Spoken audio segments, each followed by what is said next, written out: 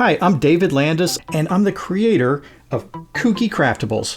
Kooky Craftables is my passion project to try and help teach the world how to papercraft, one cool project at a time. This is the Spooky Monsters Learn to Papercraft kit.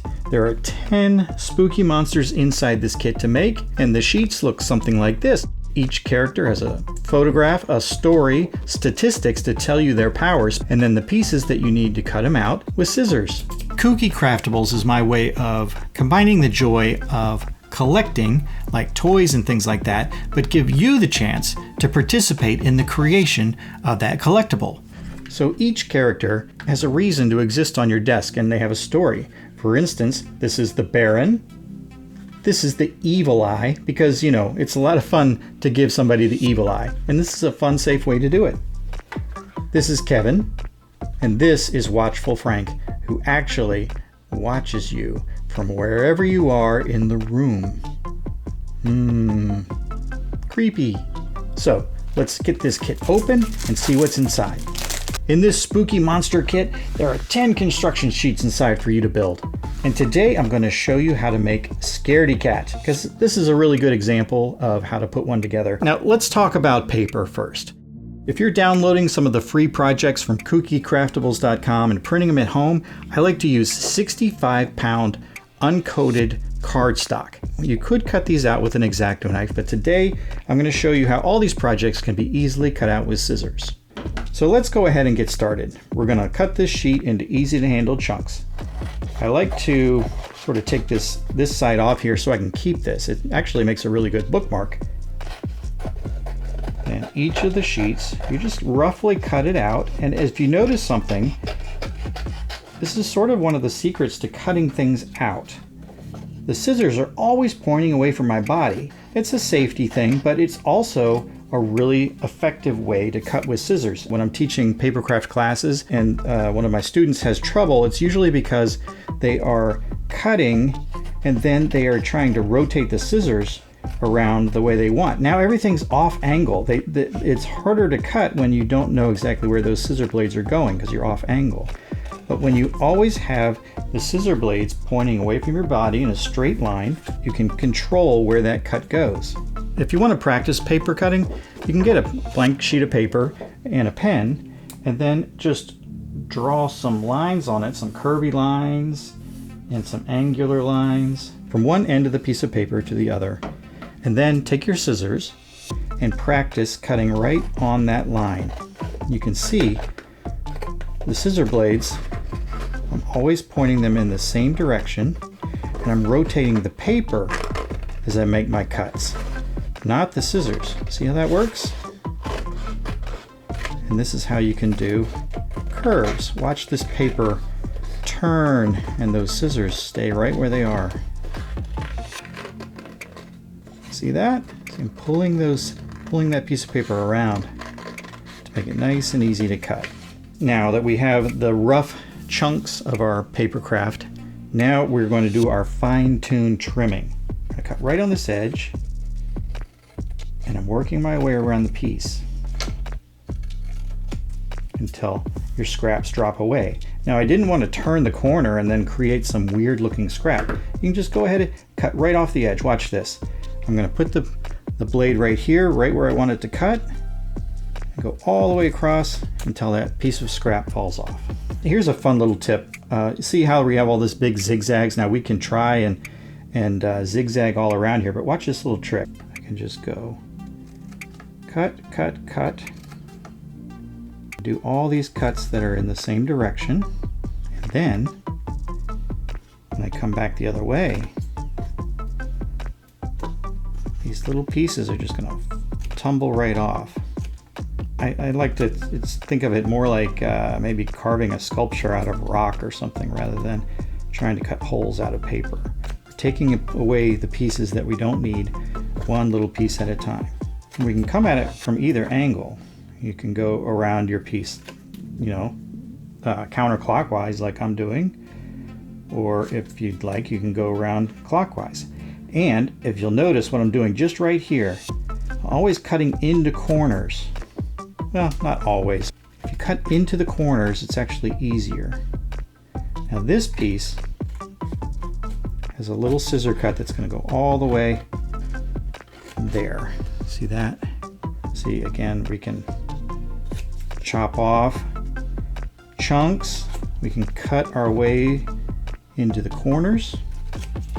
Now my favorite scissors happen to be these here. These are the FISKARS orange handled scissors. You can get these in left-handed or right-handed scissors. I highly recommend them. They're wonderfully sharp and they cut paper beautifully. There, that's the scaredy cat's head. Oh, and look at all this mess I have down here now. That's exactly what we want. Scrap pile.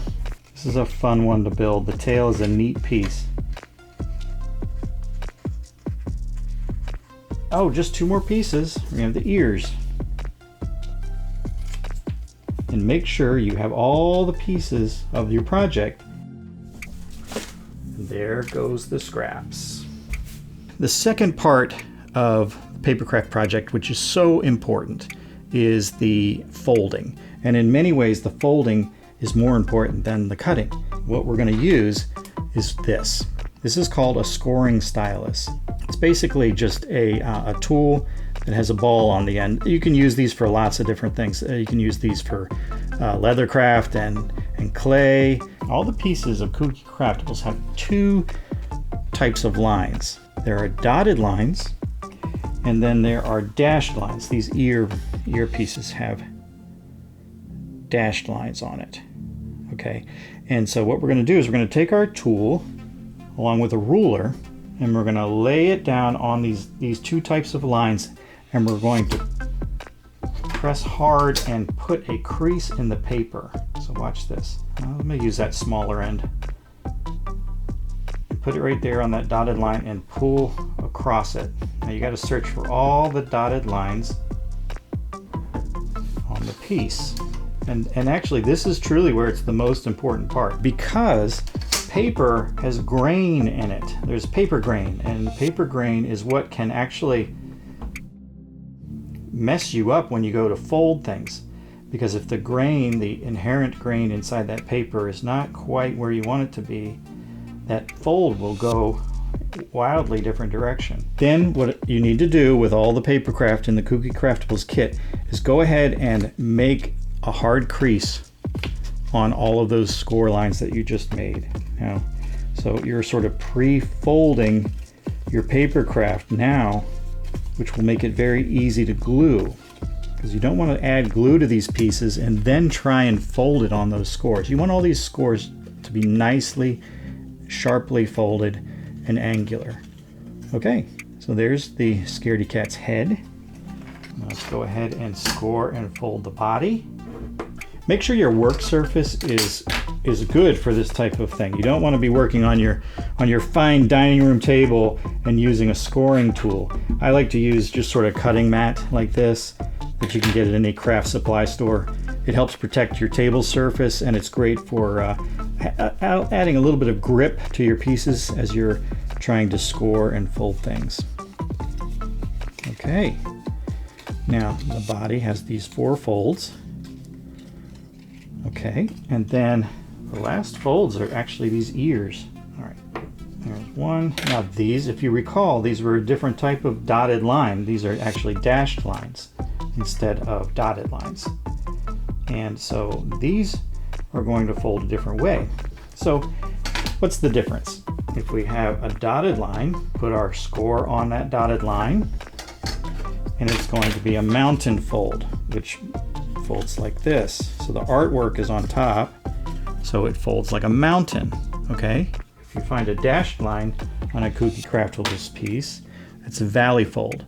So there's a valley fold, forms like a V. Oh, I almost forgot.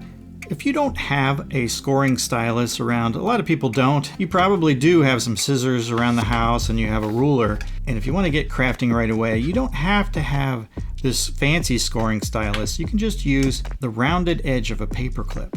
It works the same way. If we take this ruler, put it down there, and then use that rounded edge of that paper clip to press that into the paper to make your score.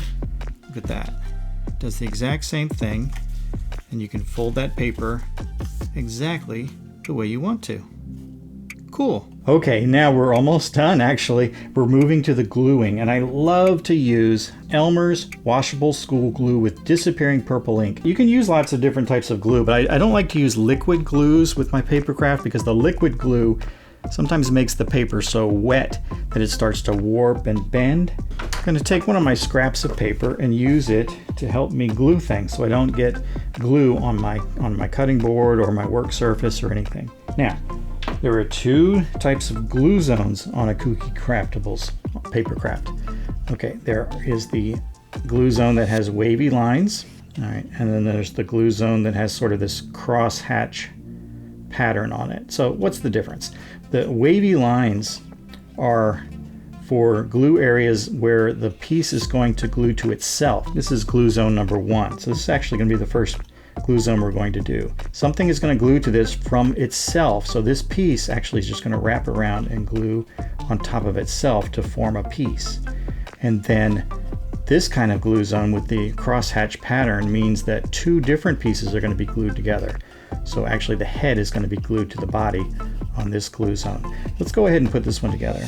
And I like to use this white sheet of paper so I can just be liberal with the glue, don't have to worry about it. It can be messy. See how I got the glue sort of off the piece a little bit? And then because I pre-folded this, pre-scored it, fold it down and hold it for a few seconds.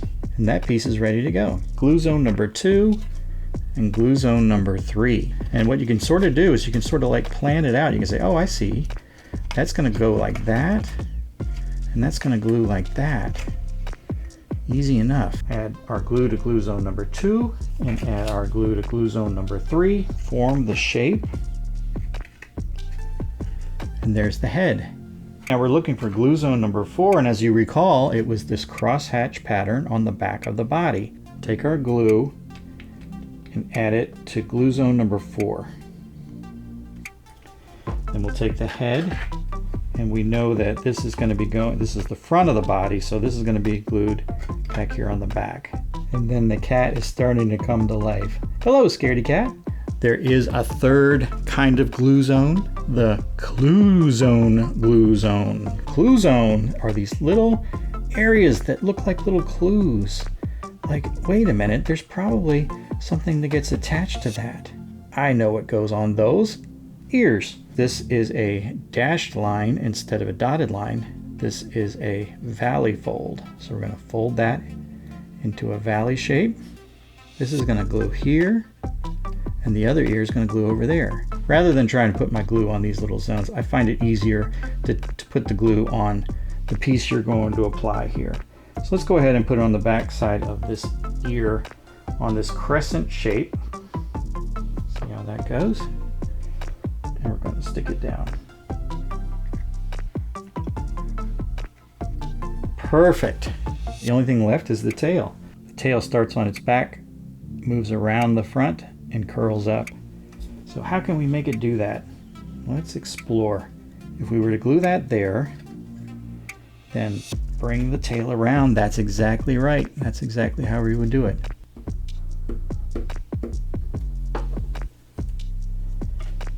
And stick it on the back.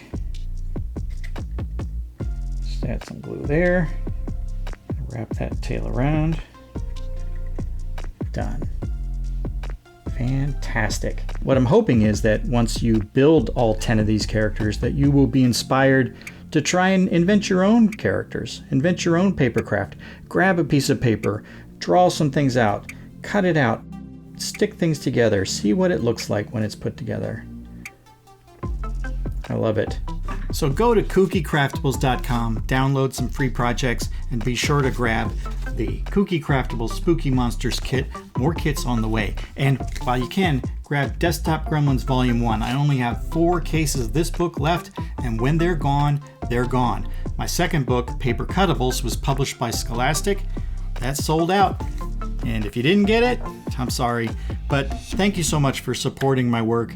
It means the world to me. I truly hope that my work is an inspiration to help you get crafty.